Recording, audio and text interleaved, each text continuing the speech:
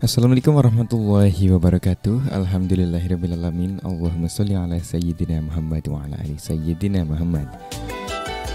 Selamat pagi dan apa kabar sahabat radioku dimanapun Anda berada. Semoga sahabatku senantiasa dalam keadaan baik, dalam keadaan sehat walafiat, dan semoga sahabatku selalu dalam limpahan rahmat dan keberkahan dari Allah Subhanahu wa taala. Amin amin ya rabbal alamin. Baik sahabatku, alhamdulillah senang rasanya saya Irfan Maulana dapat kembali bersua di ruang dengar sahabatku semuanya. Kali ini dalam program Ekonomi Syariah, sebuah program yang mengajak Anda untuk selalu bermuamalah sesuai syariah. Dan informasi untuk sahabatku yang berada di luar jangkauan audio frekuensi kami atau tidak bisa mendengarkan suara radioku dengan jelas melalui audio frekuensi, Anda bisa mendengarkan Ekonomi Syariah ini melalui audio streaming sahabatku di www.radiokoonline.com atau di www.radioku.com. Anda juga bisa menyimak langsung melalui live streaming di Facebook Radioku Cirebon. Dan jika memiliki pertanyaan sahabatku ya, Anda bisa mengirimkan pertanyaan Anda melalui WhatsApp atau SMS di 081 321 461 079. Untuk yang ingin bertanya melalui telepon, Anda bisa bertanya nanti di sesi tanya jawab sahabatku, bisa menghubungi di 085 284 700 147. Dan alhamdulillah sudah hadir bersama Irfan Al-Ustadz Muhammad Syekh. Kita sapa beliau. Assalamualaikum warahmatullahi wabarakatuh, Ustadz. Waalaikumsalam warahmatullahi wabarakatuh. Bagaimana kabarnya, Ustadz? Alhamdulillah sehat Irfan. Berkat doa antum dan para pendengar semua, insyaallah. Alhamdulillahirrahmanirrahim. Baik, Ustadz, di kesempatan Ekonomi Syariah pagi ini ada tema atau materi apa sih yang disampaikan? Kita masih membahas tentang bab hijab ya. Siapa saja orang yang terhijab di dalam warisan ya, dan yang sudah kita pelajari terkait hijab nukson dan hijab hirman, insyaallah. Masya Allah. Baik, dapat Ustaz.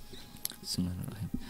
Assalamualaikum warahmatullahi wabarakatuh. Waalaikumsalam warahmatullahi wabarakatuh. Bismillah, alhamdulillah, wassalatu wassalamu ala rasulillah sayyidina wa maulana Muhammad ibn Abdullah wa ala alihi wa sahbihi wa mawala, amma ba'du. Allahumma arhamna wa la tu'adzibna wa ansurna wa la takhlulna wa afina wa la tumridna wa akrimna wa la tuhinna wa asirna wa la tusir alaina innaka ala kulli syai'in qadir. Amin ya rabbal alamin. Yang dimuliakan Allah, guru kita semua Buya Yahya beserta keluarga, semoga Allah menjaga beliau, memberikan kepada beliau umur panjang dalam keadaan sehat walafiat, dan semoga beliau diberikan kemudahan-kemudahan, diberikan taufik di dalam langkah beliau, sehingga beliau dimudahkan di dalam urusan dakwah beliau, dalam urusan beliau membimbing umat Islam, membimbing kita semua untuk semakin dekat kepada Allah dan semakin cinta kepada Rasulullah Sallallahu Alaihi Wasallam. Amin amin ya rabbal alamin. Kang Irfan dan juga para pendengar radioku dimanapun Anda berada, para penduduk kemuliaan yang dimuliakan oleh Allah Subhanahu wa taala. Bersyukur kepada Allah Subhanahu wa taala, pagi ini kita diberikan kesempatan, diberikan taufik oleh Allah Subhanahu wa taala untuk bersama-sama murajaah, mutolaah terkait hukum warisan. Semoga dengan kesempatan yang Allah berikan ini pertanda kita akan mendapatkan kebaikan di dunia dan di akhirat. Amin amin ya rabbal alamin. Kang Irfan dan juga para pendengar radio dimanapun Anda berada, salawat dan salam senantiasa kita sanjungkan kepada Nabi Agung Muhammad Sallallahu Alaihi Wasallam, pada keluarga beliau, sahabat beliau, dan para tabi'in ila yaumiddin, sampai hari akhir kelak. Dan semoga kita termasuk pengikutnya yang berhak mendapatkan syafaat di dunia dan di akhirat. Amin ya rabbal alamin.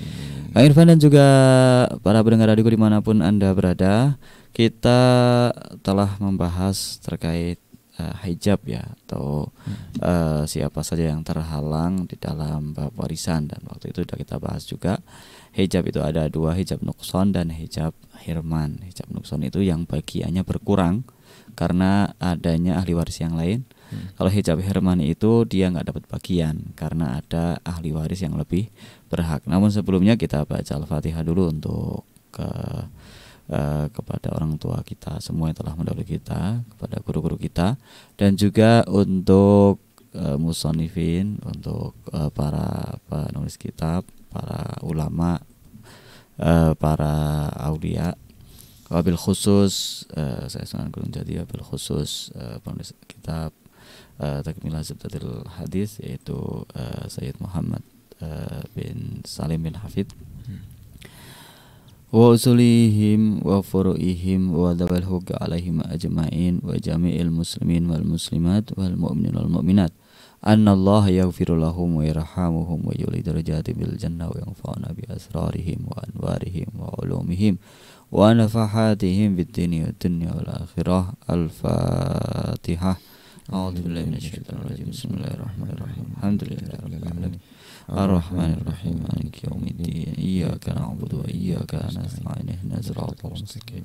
Siratal ladzina an'amta 'alaihim ghairil maghdubi 'alaihim waladdallin. Amin ya rabbal alamin.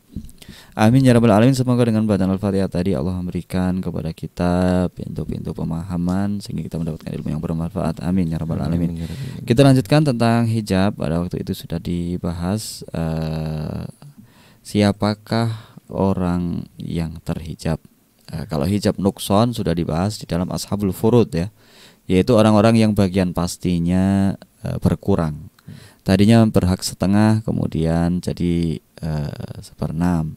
Tadinya 2/3 jadi setengah gitu kan.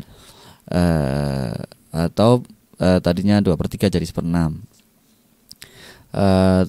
Tadinya berhak mendapatkan misalkan Ashabul Furud ya, dapatkan 2/3, tapi kemudian dia harus rela berbagi karena ada yang lainnya ya, dengan pembagian 2/1 lagi, seperti itu.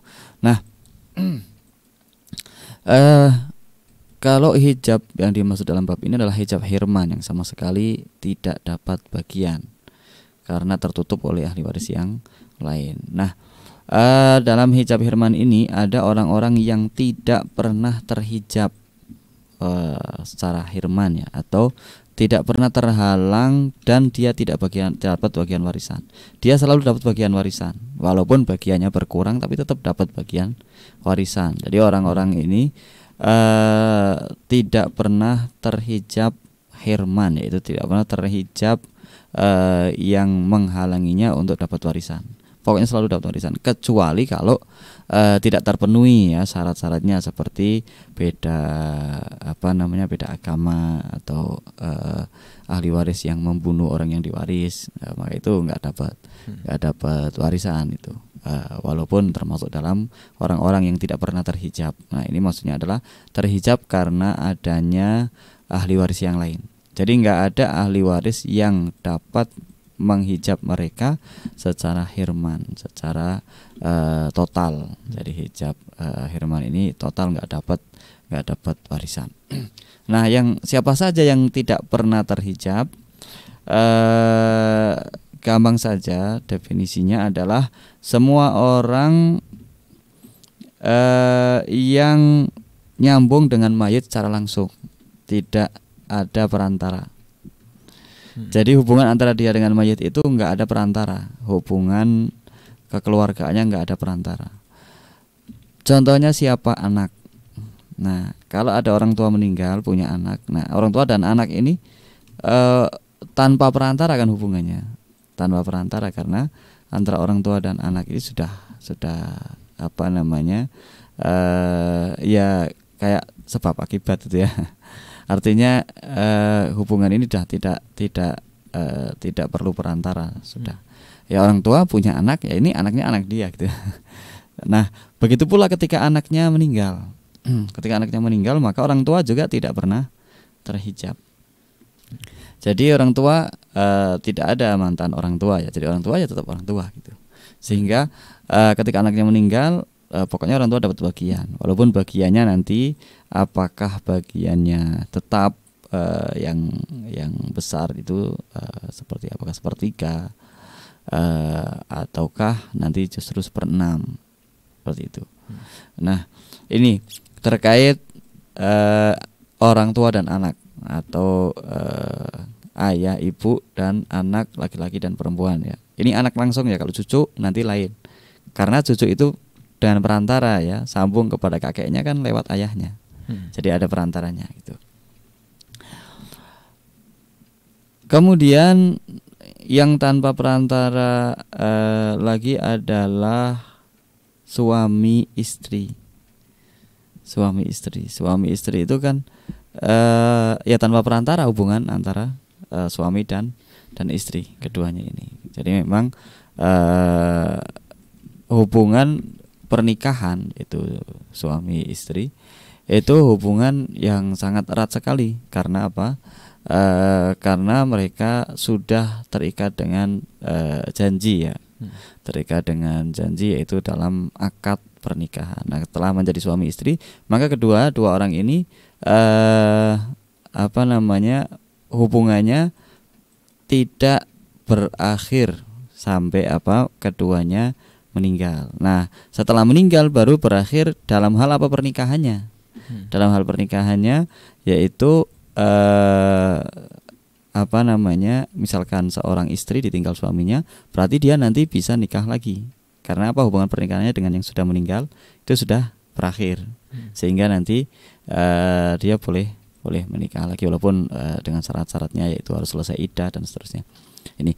Nah, kalau salah satunya meninggal, jadi suami istri itu pasti salah satunya yang meninggal ya, nggak mungkin orang lain gitu kan. Pasti salah satunya yang meninggal. Kalau nggak suami ya istrinya, maka pasti dapat bagian, walaupun bagiannya nanti berkurang.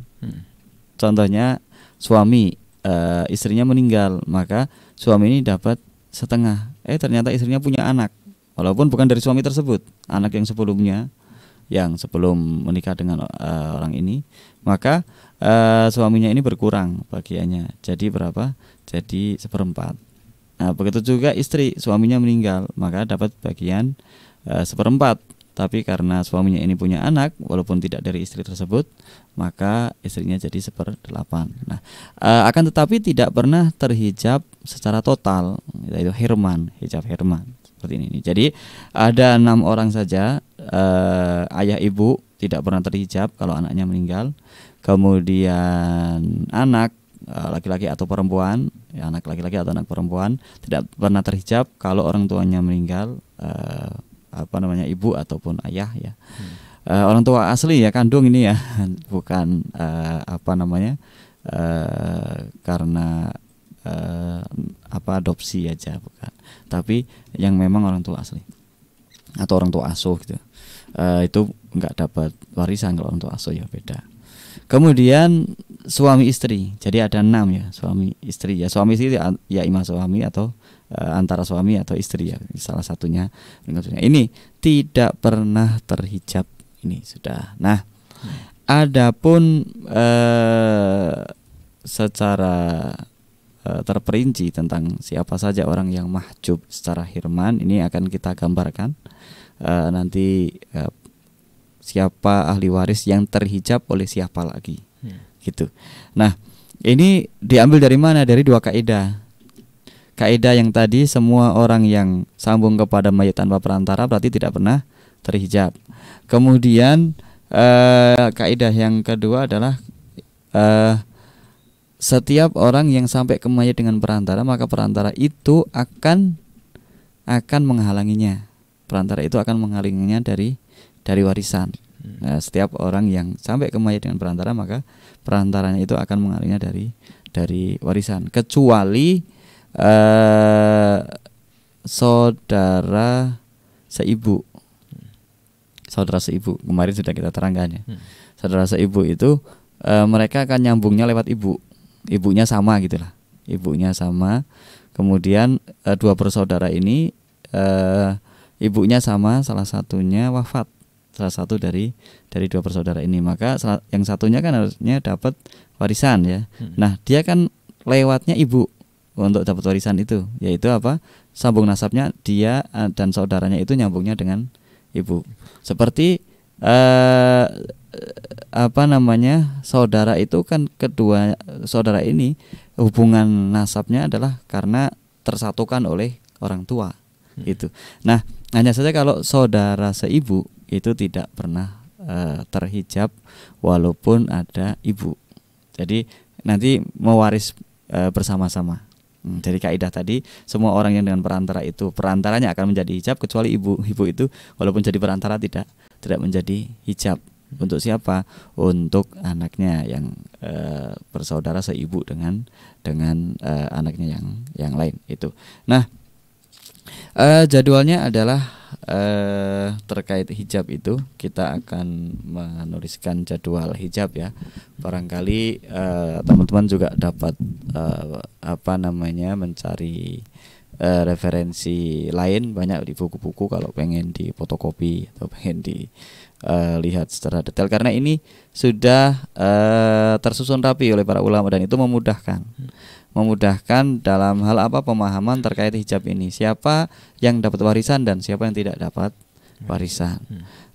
Kalau kita urutkan ya, orang yang ada potensi terhijab adalah pertama, yang potensi terhijab pertama adalah siapa namanya, kakek ya. Ini kakek al-mahjub ya, al-mahjub. Orang yang akan terhijab pertama al-jad.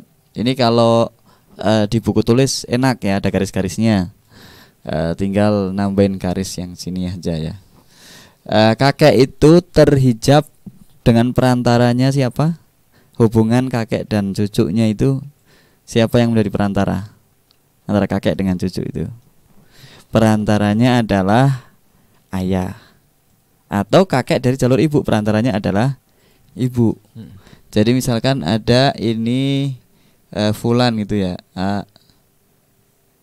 dia punya anak B, B punya anak C. Nah, hubungannya antara C dengan A itu adalah apa? Kalau ini laki-laki berarti kakek, ini adalah cucu. Nah, ini perantaranya bisa jadi ini adalah anak perempuan, bisa jadi ini adalah anak laki-laki. Kalau dia laki-laki berarti siapa? Ayah. Kalau dia perempuan berarti ibu. Ini. Jadi ketika cucu ini meninggal dunia, maka kakek nyambung kepada cucu, kan perantara kalau bukan ayah ya ibu. Itu seperti itu ya. Maka ini kan jadi perantara, dia yang jadi perantara kalau ini masih ada. Kalau kakek dari jalur ayah, kalau dari jalur ibu jelas ya. Kalau dari jalur ibu itu nggak dapat, jelas ya. Memang dia nggak dapat di jalur ibu. Nah, dengan adanya ayah, maka kakek mahjub. Apa? Mahjub atau terhalang, terhijab. Total nggak dapat. Sudah, yang dapat siapa ya? Anaknya dia, yaitu ayahnya cucu tadi. Ayahnya cucu. Jadi ini keterangannya ya. Jadi al-jad itu terhijab oleh abun, yaitu ayah, dan juga oleh umun.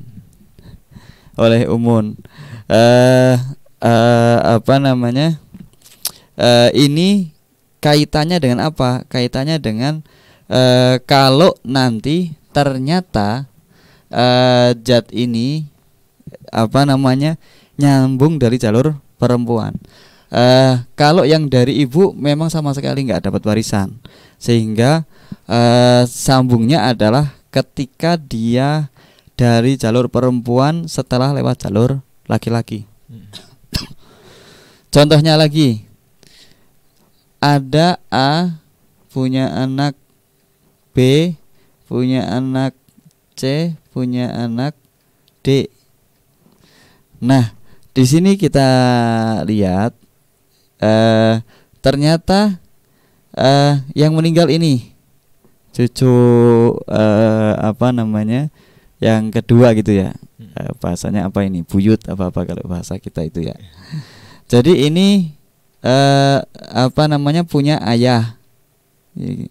Kemudian ayahnya ini punya ibunya ayah, berarti nenek ya. Nah, dia punya ayah yaitu kakek. Ya. Nah, nenek ini kalau warisan tidak ada ayah, dia harusnya dapat kan? Dapat warisan. Contohnya misalkan ini sudah nggak ada. Nah, ini kan berarti ini cucu ya kalau dilihat dari nenek ya. Harusnya nenek ini dapat kalau lewat jalur ayah. Nah, kakek dia walaupun dari jalur ayah, dia terhalang oleh siapa? Oleh nenek. Yang mana nenek ini, neneknya cucu ini, dia dapat warisan. Ya, dia dapat warisan. Nah, sedangkan kakek ini dia nggak dapat warisan. Ya, dia tidak dapat warisan. Dan memang ketika sudah melewati jalur perempuan, maka jalur perempuan itu akan memotong. Iya. Jadi ketika dia lewat jalurnya ini, sudah dia nggak dapat warisan. Seperti itu. Dia tidak dapat warisan. Baik. Yang intinya gampang saja. Intinya adalah jad tidak dapat warisan kalau ada ayah. Kalau ada ayah, sudah. Kalau masih ada ayah. Nah, kalau yang dari jalur ibu sudah nggak dapat. Yang dari jalur ayah tapi ada ngelewati nenek, maka dia juga nggak dapat. Dia juga nggak dapat. Karena apa? Karena ngelewati jalur perempuan. Karena kalau dihitung nanti ayah ini meninggal, maka dia juga nggak dapat kakeknya ini. Karena apa? Dari jalur perempuan. Dan itu sudah dibahas dalam bab bab warisan yang sudah kita bahas sebelumnya, yaitu tentang nasab itu ya. Yang mana nasab itu ternyata kakek itu adalah dapat bagian ketika dia jalurnya laki-laki semua. Seperti itu. Insya Allah kita akan lanjutkan pada jadwal berikutnya. Memang tertulis di jadwalnya itu kakek akan terhalang oleh nenek yang lebih dekat, itu tadi itu. Tapi maksudnya adalah bahwa memang kakek itu nggak dapat bagian ketika jalurnya perempuan itu. Jalurnya apa? Jalurnya perempuan. Insya Allah kita lanjutkan setelah satu ini. Baik, Masya Allah. Terima kasih Ustaz atas pemaparan materinya di sesi kali ini. Sahabat itu kita akan jeda terlebih dahulu untuk mendengarkan beberapa informasi, dan Irfan informasikan lagi untuk Anda yang memiliki pertanyaan, bisa Anda sampaikan melalui SMS atau WhatsApp sahabatku di 081321461079. Untuk Anda yang ingin bertanya langsung bisa nanti di sesi tanya jawab ya, bisa di 085284700147. Kita akan kembali setelah jeda berikut ini.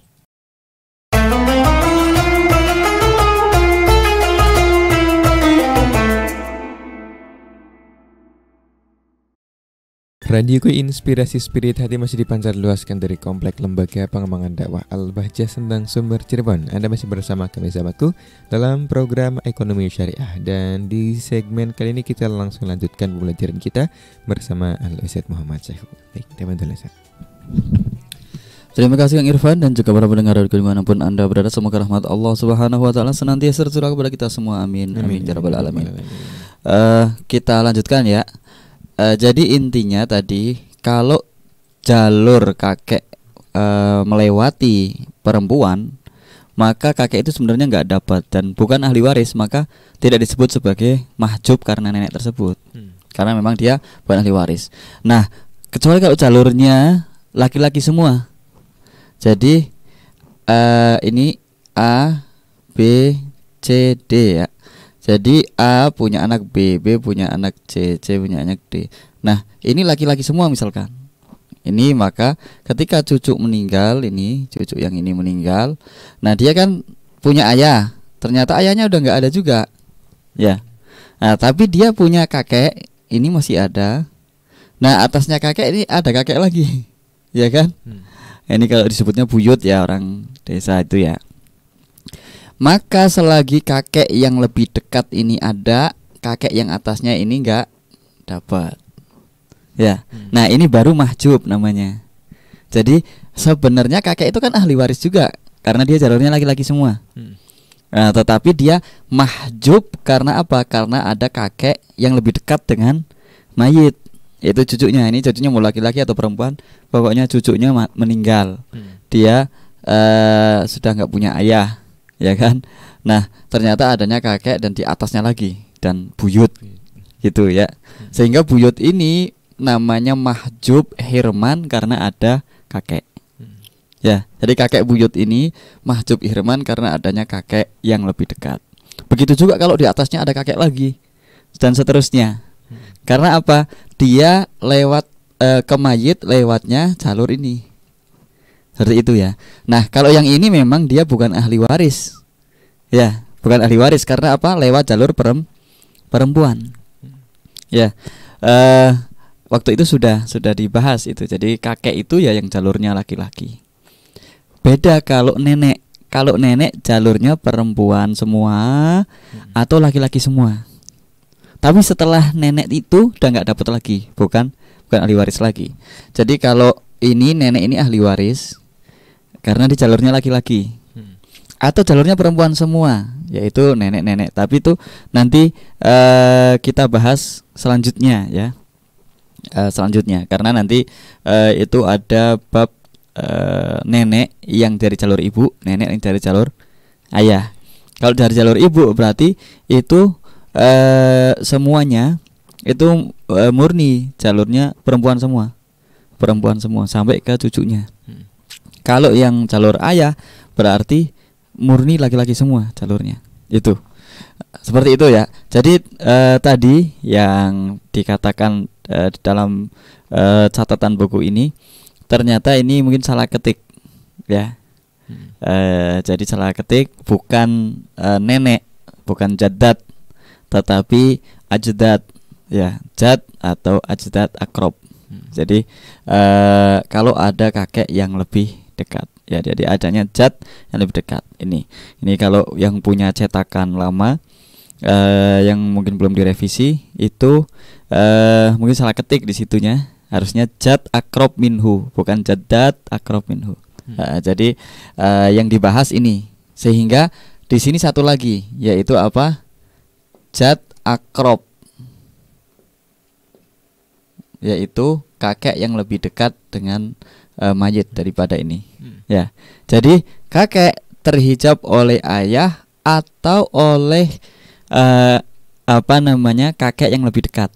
Ya kan, jadi kakek kan ada kakek buyut, kakek apalagi ke atas terus ya, sampai kakek moyang sampai terus ke atas terus, nggak tahu apalagi namanya. Kalau di bahasa di Jawa itu ada namanya, sampai buyut, sampai canggah, sampai apalagi ke atas terus. Seperti itu. Ini. Jadi pembahasannya adalah kalau kakek dapat warisan, itu artinya sudah tidak ada perantaranya yang masih hidup. Ya, perantara dia untuk sampai ke mayit itu, ke cucu itu, baik itu ayah ataupun itu kakek yang lebih dekat daripada kakek tersebut. Ya, seperti itu. Ini berarti ini yang contohkan ini ya. Ini yang dibahas, ini baru disebut dengan hijab ya. Karena ini termasuk ahli waris dan ini termasuk ahli waris. Siapa yang didahulukan? Yang didahulukan adalah ini karena ini adalah akrob, lebih dekat. Akrob itu bahasa Arab ya. Akrab. Tapi ini lebih dekat maksudnya ya. Akrob lebih dekat ke mayit. Ini. Jadi beda kalau ini memang ini bukan ahli waris yang lewat jalur perempuan ini ya. Nah, ini ahli waris, tapi ini bukan ahli waris. Sehingga ini memang ini bukan dalam bab hijab karena memang bukan ahli waris. Kalau ini ahli waris dan ini ahli waris. Siapa yang didahulukan? Didahulukan adalah yang lebih dekat, yang lebih jauh. Ini menjadi mahjub, Ini ya. Ini jadwal yang pertama, yaitu kakek yang terhijab oleh ayah dan terhijab oleh kakek yang lebih dekat. Ya, ini contohnya ya. Kalau yang jalur ibu, kakek jalur ibu memang bukan ahli waris. Jadi ibu bukan sebagai hijabnya, tapi memang bukan ahli waris. Ya, bukan ahli waris karena jalur perempuan. Terus siapa yang ahli warisnya yang dari jalur ibu ya, yang neneknya, yang ibunya ibu itu nanti ahli waris. Nah, jadwal yang berikutnya yaitu cucu ya, aulad ibn. Aulad ibn itu cucu, anak-anaknya dari anak kita, cucu. Nah, dia lewatnya siapa? Jadi kita simulasikan lagi ya. A punya anak, B punya anak C gitu ya. Kita buat gini ya. Ini kurang jauh. Jadi kita simulasikan A punya anak B, B punya anak C, gitu ya. Kalau kita simulasikan begini, ini posisinya adalah apa? A anak. Kalau yang meninggal A ini ya, ini meninggal, maka dia punya A anak. Nah, anak ini punya anak lagi, maka ini disebutnya adalah cucu. Cucu juga ahli waris, baik laki-laki atau perempuan, itu ahli waris. Selagi anak ini adalah laki-laki, maka cucunya adalah ahli waris, ahli waris. Nah, cucu ini dari anak laki-laki, dia dapat warisan selama perantaranya sudah nggak ada. Kalau perantaranya masih ada, yaitu anaknya mayit langsung, ini anaknya mayit langsung, maka cucu ini tidak dapat warisan. Jadi ini kalau di bahasa warisannya ini adalah ibnun, anaknya dia. Kemudian ini ibnin, anaknya anak, yaitu siapa? Cucu. Ini cucu. Ini ahli waris yang asobah ya. Begitu juga kalau ini adalah bintu ibnin, sama saja. Bintu ibnin sama saja. Itu akan terhalang, sama saja. Terhalang oleh siapa? Oleh anaknya mayit langsung, yaitu ayah mereka.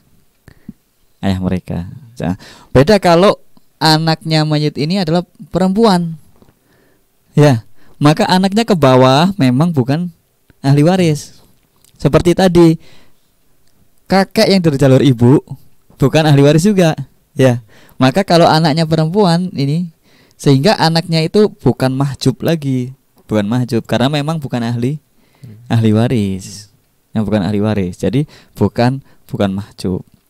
Seperti itu ya. Sehingga yang dibahas di sini auladul ibni, anak dari anak laki-laki, atau berarti cucu dari anak laki-laki, itu terhijab oleh ibnun, oleh ayah mereka, Jadi ini yang meninggal kakek. Kalau tadi yang meninggal cucu ya, tadi yang meninggal cucu, karena kakek berarti kan yang meninggal cucu. Kalau ini cucu berarti yang meninggal kakek, gitu kan? Yang meninggal kakek. Baik.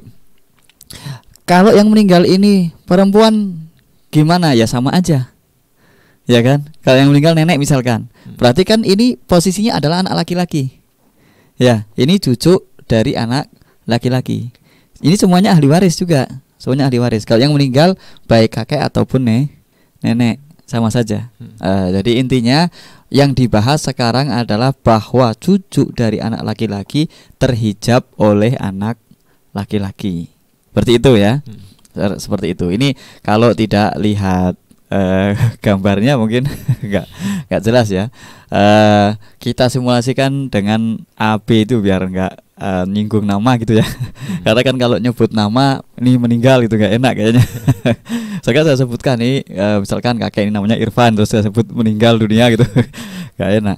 Tapi kita simulasikan dengan huruf saja, namanya si A dan si B, si C gitu ya. A ini adalah kakek atau nenek ya, punya anak laki-laki namanya B. B ini punya anak laki-laki atau perempuan namanya C. Nah, anak ini dia harusnya ahli waris. Ini cucu juga ahli waris, anak ahli waris juga ahli waris, tetapi ternyata terhijab oleh siapa? Oleh anaknya mayit langsung. Ya ini, jadi ayah mereka lah, ayah mereka. Nah, gimana kalau ternyata anak laki-lakinya itu bukan ayah mereka? Jadi dia punya anak laki-laki lagi, yaitu misalkan ini D. laki-laki juga. Ini taruhlah ayah mereka udah meninggal.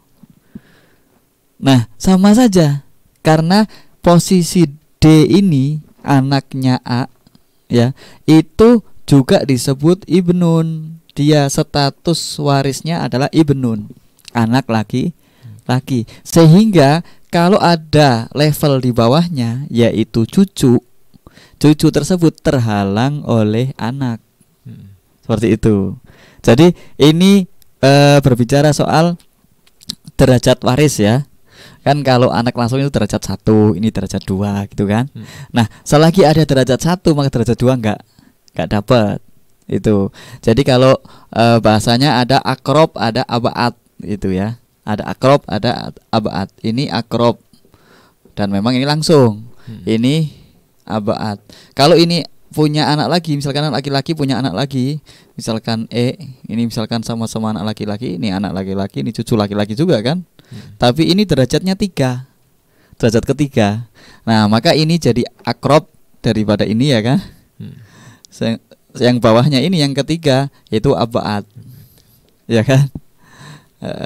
Seperti itu. Tapi ini untuk anak langsung tidak pernah disebut akrob karena dia tidak pernah terhalang, sehingga perlu disebut akrob karena dia sudah menempel langsung. Nah yang sering diistilahkan akrob itu adalah ketika dia sudah derajat kedua, ketiga, keempat, kelima. Itu. Maka selama masih ada derajat di atasnya, derajat yang di bawahnya terhalang. Itu. Jadi ini akrob daripada 2, akrob daripada 3, 3 akrob daripada 4, 4 akrob daripada 5. Jadi 2 itu lebih dekat daripada derajat ketiga, ketiga lebih dekat daripada derajat keempat, begitu seterusnya. Begitu seterusnya.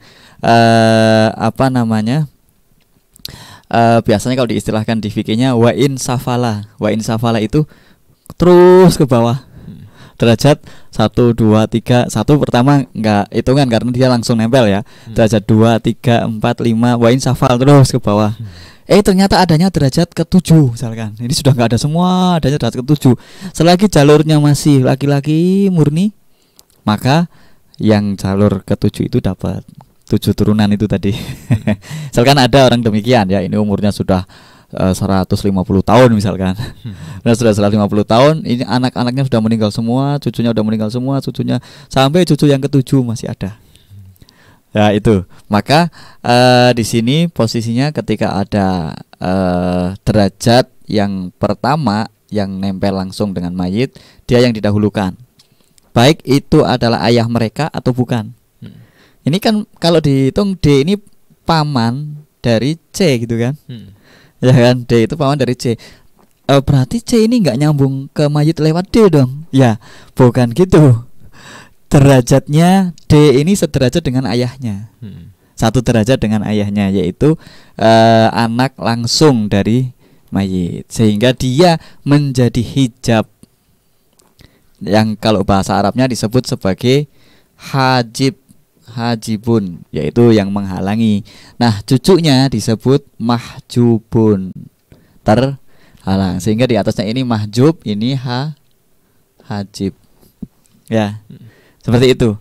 Nah ini kaitannya dengan derajat asobah ya, derajat asobah, yang mana ada derajat yang lebih dekat dan ada derajat yang lebih kuat. Seperti itu ya. Sampai di sini insya Allah bisa difahami ya terkait siapa yang menjadi penghalang cucu laki-laki dari anak laki-laki, yaitu ya anaknya mayit langsung. Anak mayit itu yang menjadi ayahnya cucu itu atau bukan, yang jelas yang sederajat dengan anaknya mayit, sederajat itu ya. Kemudian selain dari anak langsung, termasuk juga antar cucu dengan cucu itu saling menghijab ketika ada yang akrob dan abaat, ada yang lebih dekat dan ada yang jauh. Nah, di sini ini masuk ke dalam sini, yaitu ibnin akrob. Ibnin akrob, yaitu ketika apa? Ketika ada derajat 2, 3 dan seterusnya. derajat 2, ketiga seterusnya. 2 itu ya ini cucu yang langsung ya, cucu langsung. Kemudian ini cucu yang bawahnya lagi, yang sebutannya ada 3, ibnu, ibnin, ibnin gitu kan. Ibnu, ibnin, ibnin. Kalau di bawahnya ada lagi 4, ibnu, ibni, ibni, ibnin gitu, ada lagi. Jadi itu derajat ketika dengan 4, maka derajat yang lebih dekat menghalangi derajat yang jauh, walaupun itu bukan ayahnya dia. Ya, contohnya ini B ini anaknya bukan hanya C ini, ternyata punya anak lagi, seperti yang tadi itu punya anak lagi, laki-laki lagi. Ya dia akan menjadi apa? Akan menjadi penghalang untuk yang di bawahnya. Ya, yang di bawahnya. Nah, kecuali nanti ini kaitannya adalah dengan kalau perempuan. Kalau perempuan itu hitungannya nanti lain, bukan seperti yang di dalam derajat ini ya. Kalau perempuan, karena kalau perempuan itu kan kalau yang lebih atas belum tentu menghijab yang di bawahnya. Yang lebih atas belum tentu menghijab yang di bawahnya. Nah, hanya saja dia harusnya dapat warisan, tetapi ketika dia terhalang oleh yang lebih tinggi lagi dari ashabul furud itu, maka dia akan mengaku sebagai saudara yang lebih bawah. Yaitu ketika ada ini cucu perempuan dari anak laki-laki, ya kan? Kemudian di sini ternyata dia punya anak perempuan juga. Ya, ini cucu perempuan, ini anak perempuan misalkan. Kalau anak perempuan ini dapatnya setengah, maka cucu perempuan dapatnya adalah 1/6. Tapi kalau anak perempuannya ada 2 sehingga dapat 2/3, maka cucunya hilang, nggak dapat apa-apa. Nah, dia daripada nggak dapat, nanti dia nimbrung kepada cucu yang di bawahnya. Ini nimbrung kepada siapa? Cucu yang ada di bawahnya, itu nanti jadinya akhun mubarok itu. Itu. Nah, itu pembahasannya lain. Pembahasannya lain. Yang jelas ini sekarang adalah pembahasan untuk siapa yang bisa menjadi hijab dari cucu laki-laki, yaitu anak laki-laki. Anak laki-laki, baik anak itu yang menjadi nasab dari cucu tersebut, atau anak laki-laki yang lain, yaitu saudara ayahnya cucu tersebut, atau disebutnya dengan paman dari cucu tersebut. Gitu. Kemudian yang penghalang berikutnya adalah ketika cucu itu derajatnya banyak, berderajat itu ya. ada urutannya seperti tadi itu. Maka derajat yang lebih dekat akan menghalangi derajat yang lebih jauh. Jadi di dalam warisan itu kan pertama dilihat dari unsur hubungan nasabnya ya. Hubungan warisnya yang disebut dengan jihatul irsi. Apakah anak, apakah persaudaraan, apakah pernikahan? Kalau pernikahan si suami sama istri saja ya. Apakah anak, atau karena paman, atau karena kakek gitu ya. Nah, di situ ini disebut dengan jihatul irsi. Setelah itu ada kuwatul kuwatul jihah. Setelah terkait dengan tadi unsur apa yang menjadi hubungan waris antara keduanya, apakah antara anak dan bapak, apakah antara cucu dengan kakek, apakah antara saudara dengan saudaranya, seperti itu. Maka siapa yang lebih kuat itu nanti didahulukan. Setelah itu nanti dari terkait kedekatan. Nah, nanti semakin dekat semakin kuat, sehingga yang lebih jauh dihilangkan. Kalau contohnya beda kekuatan hubungan itu adalah biasanya sama di dalam hubungan warisnya, tetapi beda dalam derajat kekuatannya. Yaitu contohnya saudara. Saudara itu kan ada 3 derajat. Saudara sekandung, sekandung, kemudian di bawahnya lagi ada saudara seayah, ada di bawahnya lagi adalah saudara seibu. Ya, ini berarti ini nanti yang didahulukan adalah kekuatan hubungan dengan mayit. Karena kalau mayit ini hubungan sekandung dengan hubungan seayah kan lebih kuat sekandung karena dia ayah dan ibunya sama. Kalau seayah berarti ayahnya saja sama. Kalau seibu adalah ibunya saja yang sama. Nah, kalau terkait dengan kedekatan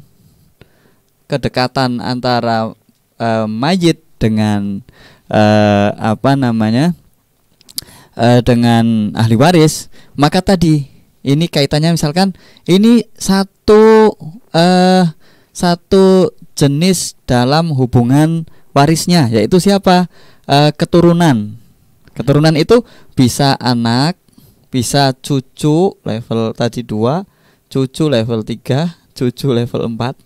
Nah, ini berarti hitungannya adalah siapa yang lebih dekat. Begitu juga kakek ya. Kan nanti ada ayah, ada kakek yang ini setelah ayah ya. Kemudian ada kakek lagi 3, kakek lagi 4. Nah, yang lebih dekat yang mana? Nah, ini kedekatan. Jadi yang dihitung dalam warisan itu sudah kita bahas sebelumnya ya, bahwa ada hubungan pertalian warisnya apa? Apakah kakek, antara cucu dan kakek, atau saudara, atau anak? Ini kan, ya kan? Jelas kalau saudara dengan anak, ya saudara diakhirkan, yang didahulukan adalah anak, ya kan? Kalau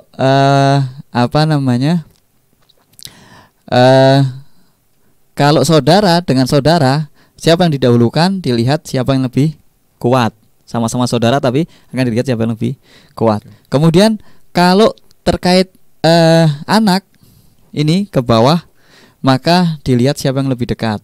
Kakek juga ini ke atas, siapa yang lebih dekat dengan mayit itu. Nah, ini kaitannya dengan tadi anak ke bawah itu dilihat derajatnya, itu maksudnya adalah sini, derajat kedekatan. Derajat kedekatan. Derajat kedekatan dengan mayit. Itu. Derajat kedekatan dengan mayit. Baik, insyaallah kita akan lanjutkan setelah yang satu ini. Baik, Masya Allah. Terima kasih Ustaz atas pemaparan materi di segmen kali ini. Sama itu kita akan jeda terlebih dahulu, namun Irfan informasikan untuk Anda yang memiliki pertanyaan bisa Anda sampaikan sahabatku melalui SMS atau WhatsApp di 081321461079 atau bisa juga melalui layanan telepon di 085284700147. Kita akan kembali setelah jeda berikut ini.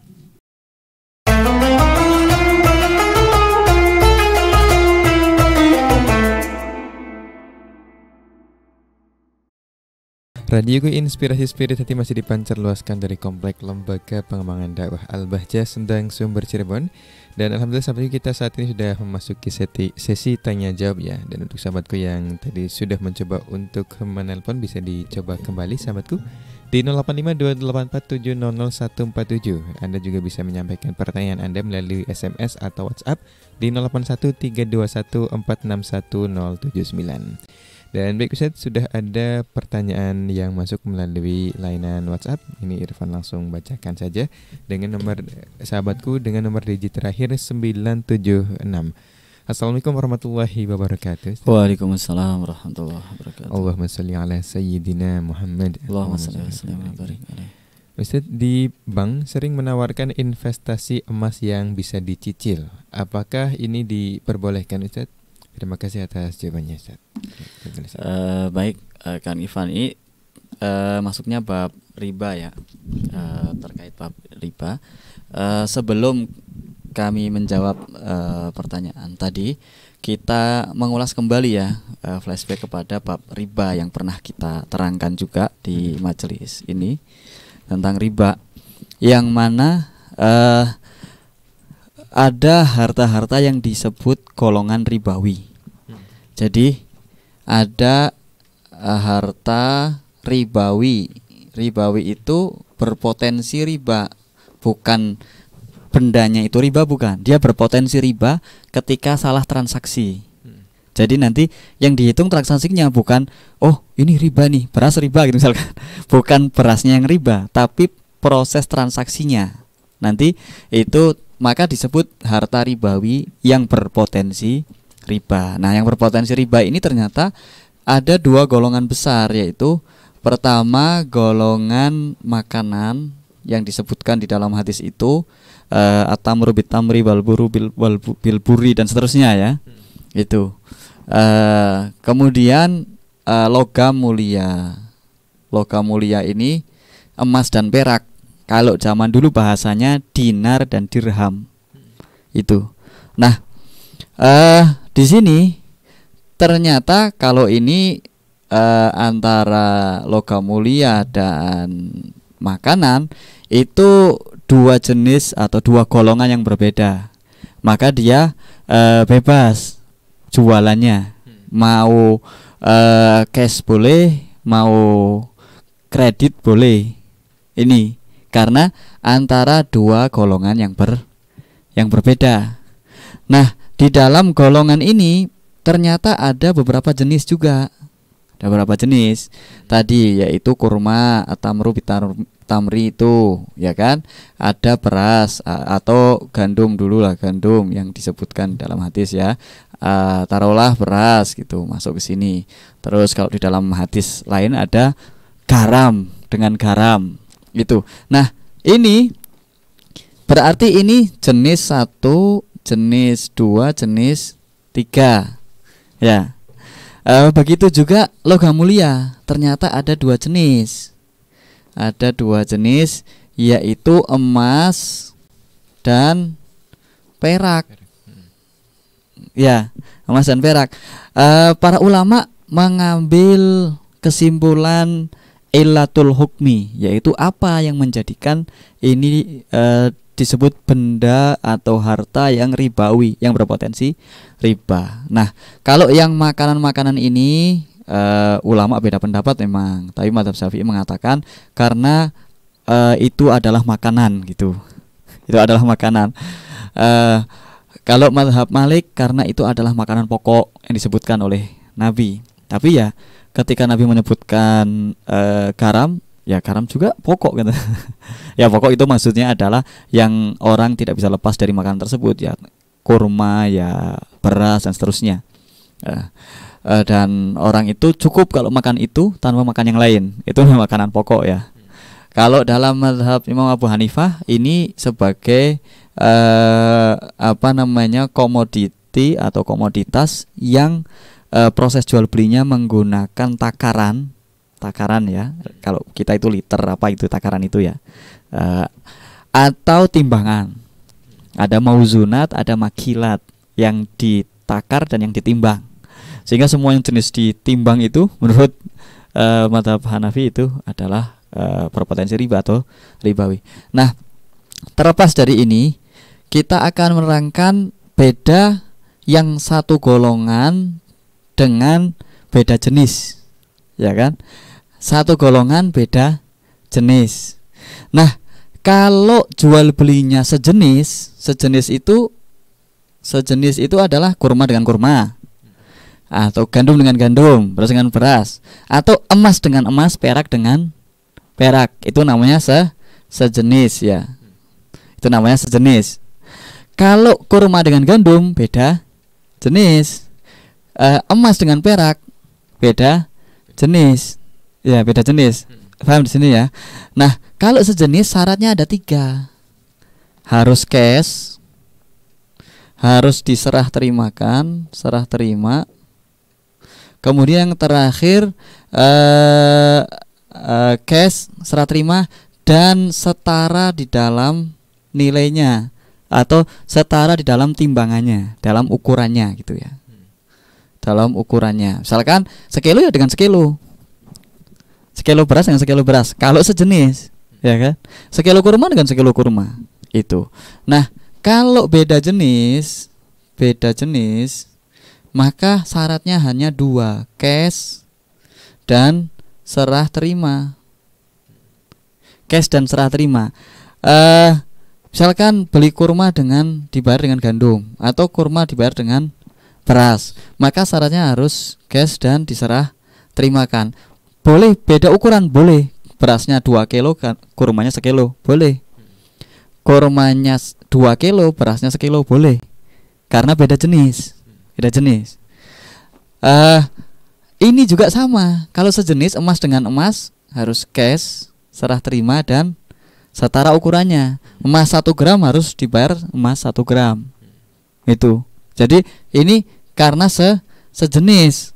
Nah, kalau emas dengan perak boleh tidak setara. Misalkan perak 1 gram, perak 10 gram, emas 1 gram misalkan. Boleh. Seperti itu. Atau ini 1000 gram 1 kilo berarti. Ini 1000 gram, emasnya 2 gram misalkan. Itu boleh beda, tapi harus cash dan serah terima. Nah, yang pertanyaan tadi itu berarti kan emas dengan uang.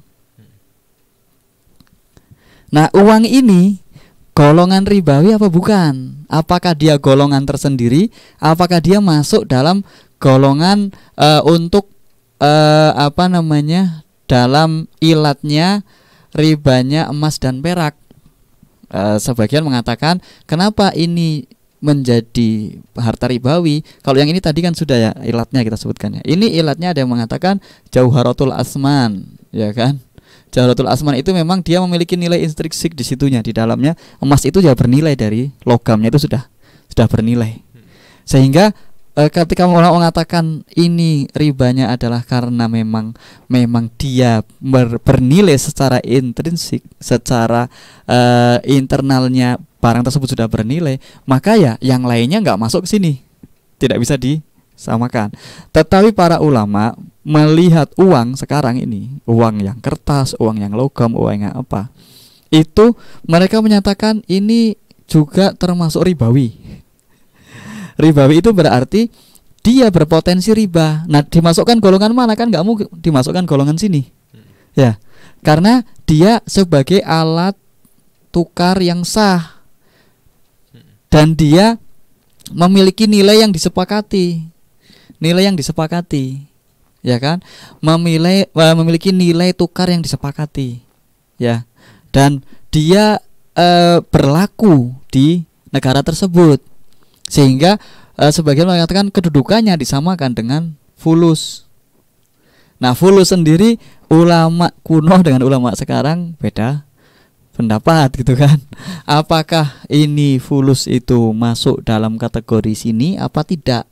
Yaitu sebagai alat tukar. Karena emas yang zaman dulu maksudnya adalah dinar yang sebagai alat tukar. Nah, ketika orang zaman dulu dinar membeli emas batangan, orang mau beli emas batangan zaman dulu pakai dinar, itu di situ harus disesuaikan dinarnya itu berapa gram, ininya berapa gram, karena sama-sama emas. Sehingga ketika dilihat, oh lah berarti ada fungsi dinar sebagai alat tukar dan memiliki nilai tukar. Nah, berarti emas batangan pun nggak boleh dibeli dengan dinar seenaknya. Mentang-mentang emas batangan dengan dinar ini beda, sehingga oh ini berarti beda. Enggak, karena ini masih sejenis. Nah, hanya saja di sini dilihat untuk emas dengan uang itu, ketika kita masih berpegang dengan pendapat bahwa uang ini dikiaskan dengan emas dan perak, dinar dan dirham di dalam urusan nilai tukarnya, nilai jual belinya, maka uang ini untuk hukum ribanya adalah mengikuti yang kedua. Mentok-mentoknya adalah uang dengan emas ini adalah beda jenis. Kalau beda jenis, maka jual belinya harus cash dan serah terima saat itu. Sehingga dikatakan sebagian ulama mengatakan tidak bisa. Nah, kalau ada yang mengatakan, ada yang memfatwakan katanya emas dengan uang itu dua komoditas yang berbeda. Bahkan uang ini tidak dikatakan sebagai alat tukar, sebagai komoditas, atau emasnya tidak dikatakan sebagai alat tukar tapi sebagai komoditas, sehingga uang ini sebagai alat tukar yang sah boleh membeli emas dengan cara apapun walaupun dicicil. Itu urusan orang tersebut, silahkan kalau itu. Tapi kalau yang kita pegang dari ulama-ulama kita mengatakan bahwa uang dengan emas itu termasuk hanya beda jenis tapi sama-sama ribawi, sehingga uang dengan emas itu harus cash dan harus serah terima. Harus serah terima. Maka kalau dia nyicil emas, harusnya ketika dia beli misalkan 10 gram, harusnya ya saat itu dibayar 10 gram dan diserah terimakan, kemudian disimpan di situ. Atau dia beli 0,1 gram, dibayar cash dan diserahkan emasnya di situ. Ini emasnya 0,1 gram saya titipkan, itu kan? Nah itu boleh dicicil begitu. Saya akan beli 10 gram misalkan selama 10 tahun misalkan. Berarti 1 tahun 1 gram. Ya 1 gram ketika dia bayar dia kasih. Harusnya dibayar 1 gram dikasihkan 1 gram. Nanti dititipkan di situ, ya kan?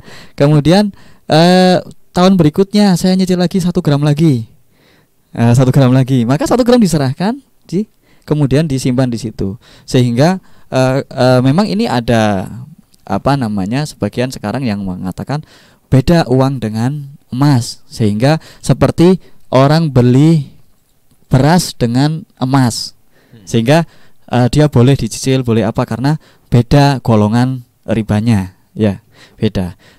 Waktu itu juga ada yang membahas terkait terus apa bedanya ini beli beras dengan emas gitu kan, atau dengan uang gitu. Sehingga ada yang sebagian mengatakan kenapa kok kalau beras dengan beras nggak boleh, kenapa kok kalau beras dengan gandum nggak boleh, nggak boleh kreditkan atau dihutangkan gitu. Nah bagaimana dengan beras dengan emas? Nah ini skemanya seperti ini, sehingga ketika orang memahami bab riba, insya Allah nanti dia tidak akan bingung lagi pertanyaan tersebut. Nah ini digolongkan mana? Maka dari kita mengatakan bahwa seyogyanya seperti itu konsepnya. Misalkan dia akan nyicil 10 gram selama 10 bulan, ya bulan pertama 1 gram dia bayar, ya harusnya diserah terimakan, kemudian dititipkan. Kemudian bulan kedua dia nyicil lagi 1 gram, ya 1 gram itu yang dibayar dia serahkan dan taruh situ. Dan 1 gram lagi bayar, kan sudah ada cicilannya ya, sudah disebutkan bahwa cicilan pertama itu senilai sekian gram, cicilan kedua sekian gram gitu kan, sampai akhirnya sekian gram. Maka itu harus diserah terimakan itunya, yaitu teknis di lapangan. Jadi tidak hanya saya beli 10 gram selama 10 bulan. Kalau seperti itu berarti dia masuk dalam syarat yang tidak diserah terimakan itu, tidak cash itu, ya kan, tidak cash itu. Sehingga ketika tidak diserah terimakan semacam itu, maka masuk dalam kategori yang melanggar riba. Nah ini solusinya kan. Sekarang emas banyak yang sudah dipecah-pecah, sehingga ketika saya mau beli 1 gram pun ada yang 0,1 dulu gitu kan. Nah 0,1 itulah yang diserah terimakan dan nanti disimpan di bank. Serah terimakan disimpan di bank, seperti itu ya. Wallahu a'lam bishawab.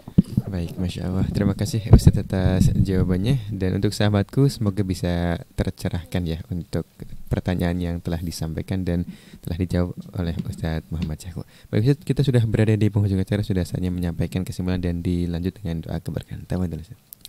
Terima kasih Kang Irfan dan juga ruang dengar radio dimanapun Anda berada. Alhamdulillah kita berada di penghujung acara. Kita hari ini membahas terkait tadi hijab ya, bahwa kakek itu terhijab oleh ayah atau kakek yang lebih dekat. Kemudian cucu itu terhijab oleh anak laki-laki ya, cucu laki-laki dari anak laki-laki atau cucu perempuan dari anak laki-laki, itu terhijab oleh anak atau sesama cucu tapi yang lebih dekat. Seperti itu ya. Kemudian tadi terkait cicilan emas, kalau metodenya seperti yang saya terangkan tadi, harus diserah terimakan sesuai dengan yang dicicil itu. Kalau dicicil 0,01 gram ya serahkan di situ, kemudian dititipkan lagi di bank, ya mangga dengan cara seperti itu, berarti serah terimanya jelas. Tapi kalau tidak semacam itu, maka sebaiknya dihindari. Dan ini hanya teknis saja sebenarnya, bukan artinya ini jual beli emas dilarang, nggak dilarang, diperbolehkan, tetapi caranya demikian. Dan itu yang diatur oleh para ulama di dalam mazhab Syafi'i. Semoga Allah Subhanahu wa taala memberikan kepada kita semua ilmu yang bermanfaat, dan semoga kita diberikan taufik untuk mengamalkannya sehingga kita bisa istiqomah hingga kelak meninggal dalam keadaan husnul khotimah setelah umur panjang, sehat walafiat ala hadiniya wa kullu niyatin shalihah wa ala nabi sallallahu alaihi wa ila hadrin nabi Mustafa Muhammadin sallallahu alaihi wasallam. Al-Fatihah. Bismillahirrahmanirrahim. Alhamdulillahirabbil alamin. Iya kan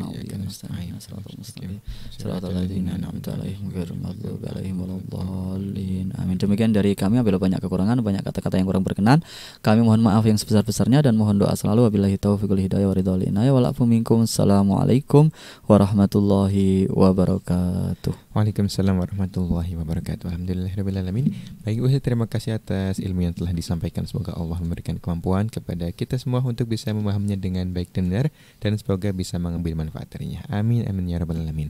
Terima kasih untuk sahabatku atas kebersamaannya, dan untuk pertanyaan sahabatku yang belum terjawab, insya Allah akan dijawab di pertemuan ekonomi syariah selanjutnya. Dan kami mohon maaf jika ada kata-kata yang salah atau kata-kata yang kurang berkenan, sahabatku. Kita akhiri kebersamaan kita dengan doa kafaratul majelis. Subhanakallahumma bihamdika asyhadu an la ilaha illa anta astaghfiruka wa atubu ilaik. Wassalamualaikum warahmatullahi wabarakatuh. Waalaikumsalam warahmatullahi wabarakatuh.